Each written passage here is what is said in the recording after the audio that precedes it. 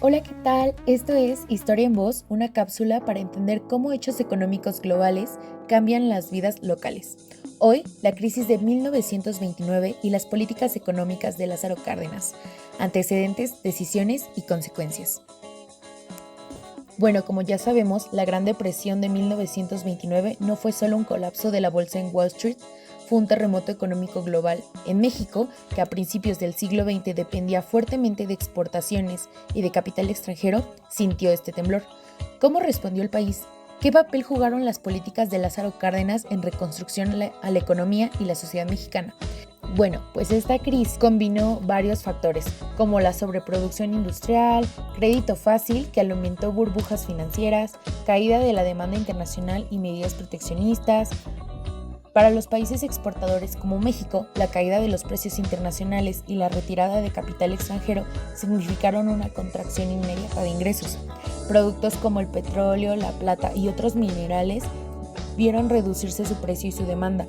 Las exportaciones cayeron, las empresas dejaron de invertir y el empeño urbano y rural se redujo. Y obviamente, como ya se estarán imaginando, en el campo, la caída de precios agrícolas golpeó a campesinos y pequeñas economías regionales.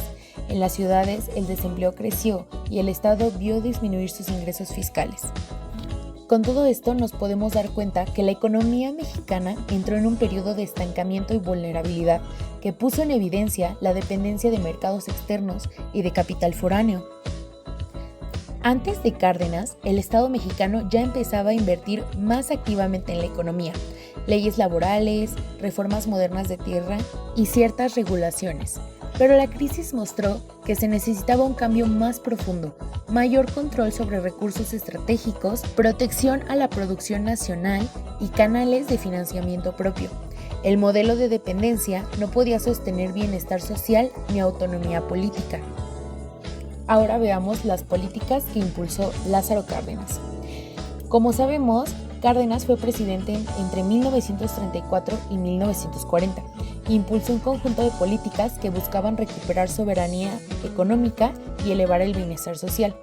Aquí les vamos a explicar las principales medidas y su sentido político-económico. Primero está la reforma agraria y el fortalecimiento del ejido. Cárdenas aceleró la entrega de tierras a comunidades campesinas, promoviendo la organización colectiva y la seguridad sobre la tierra.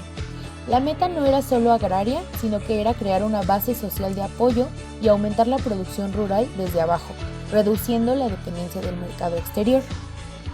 La siguiente fue la nacionalización y control sobre recursos estratégicos. El acto más simbólico fue la nacionalización del petróleo en 1938, que buscó recuperar para la nación un recurso explotado por compañías extranjeras.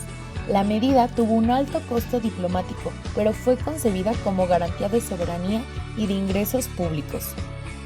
Política industrial incipiente e intervención estatal. El Estado promovió la industrialización protegida, aranceles, apoyo a industrias nacientes y contratación pública que beneficiara a empresas locales. Si bien la industrialización completa vendría después, estas acciones sentaron bases del modelo de sustitución de importaciones, por sus siglas ISI. Fortalecimiento del sindicalismo y derechos laborales. Cárdenas apoyó la organización laboral y una legislación que mejoró condiciones y salarios relativos, vinculando Estado y clases trabajadoras como actos centrales en la política económica. Y por último, finanzas públicas y mecanismos propios. Se impulsó mayor control sobre el crédito y se buscó crear instituciones que financiaran el desarrollo sin depender exclusivamente de capitales extranjeros. Ahora bien, ¿cuáles fueron las consecuencias de esta crisis? Bueno, pues como ya pudimos notar, estas políticas económicas no solo fueron respuesta de emergencias ante la crisis de 1929, sino que fueron el punto de partida de una nueva manera de concebir el papel del Estado mexicano.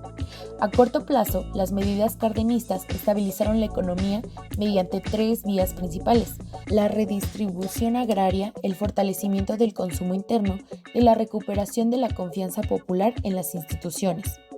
El reparto agrario no solo alivió tensiones sociales en el campo, también permitió que miles de campesinos, antes marginados, se integraran al circuito productivo. Las cooperativas rurales y los ejidos generaron empleo, reactivaron la producción de alimentos y estimularon economías locales que habían quedado paralizadas tras la caída de las exportaciones. En el sector industrial, la participación del Estado fue decisiva. A través de inversión pública y protección arancelaria, se impulsó una industria nacional naciente, orientada al mercado interno. El gasto público en infraestructura, carreteras, ferrocarriles, obras hidráulicas, sirvió como motor de empleo y de integración territorial. Estas políticas no eliminaron la pobreza ni la desigualdad, pero marcaron una diferencia visible. El Estado asumía la responsabilidad de dirigir la economía, no solo observarla. Por otro lado, en el plano internacional, la nacionalización del petróleo tuvo consecuencias inmediatas. Por un lado, generó un conflicto diplomático con Estados Unidos y Gran Bretaña, cuyos intereses petroleros fueron expropiados. Pero por otro lado, fortaleció la legitimidad del gobierno dentro del país. Cárdenas transformó una crisis potencial en una causa nacional, la defensa de la soberanía. La solidaridad popular fue masiva. Escuelas, sindicatos y familias enteras donaron dinero para indemnizar a las compañías extranjeras y eso reforzó la cohesión política en torno al Estado mexicano. Ahora, a largo plazo, las políticas dieron origen a lo que después se conocería como el modelo de desarrollo estabilizador o de industrialización por institución de importaciones. En ese modelo, el Estado se convirtió en el principal agente del crecimiento económico. Controlaba sectores estratégicos, impulsaba la industria nacional, regulaba el comercio exterior y mantenía una relación corporativa con sindicatos y organizaciones campesinas. Durante las décadas de 1940 a 1970, este modelo dio frutos visibles: crecimiento económico sostenido, urbanización acelerada y expansión de las clases medias. Pero como sabemos, no todo es miel sobre hojuelas, ya que dejó una herencia compleja. Las estructuras corporativas que unió obreros, campesinos y estados se volvió rígida y poco representativa con el tiempo. La dependencia de la inversión pública generó desequilibrios fiscales y el poder económico del Estado se convirtió en algunos casos en un instrumento de control político.